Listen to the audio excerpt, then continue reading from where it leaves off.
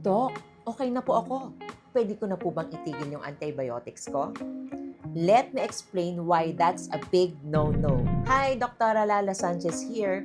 Kung sinabi ng doktor mo na 7 araw mo dapat inumin yung antibiotics, tapusin mo ng 7 days. Hindi porket nawala na yung symptoms or umigi na halimbawa yung sugat, pwede nang itigil. Kasi kung hindi mo ito itatapusin, magkakaroon ng tinatawag na antibiotic resistance. Ang ibig sabihin nito, yung bacteria ay natututong lumaban doon sa antibiotics. Let me explain further. Para po yung halimbawa, nagputol tayo ng puno ng saging, okay?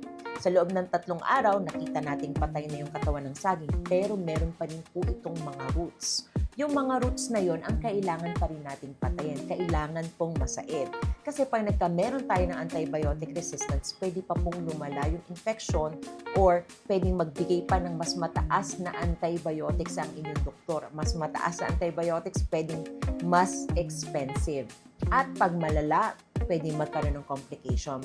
Kaya follow your doctor's instructions. Kung sinabing 7 days, 14 days, 10 days, continue nyo lang po. At ito pa, hindi po lahat ng ating nararamdamang sakit like ubo at sipon is kailangan ng antibiotics. Ang antibiotics ay ginagamit natin for bacteria. Kadalasan po kasi ng ubo at sipon natin is viral. Pagka virus, syempre meron tayong mga antiviral medications and kailangan po nating palakasin talaga yung ating immune system because that's the only way para labanan natin talaga itong mga viruses na ito na pwede nating makuha. Before pa lumala, please consult your doctor before taking anything else.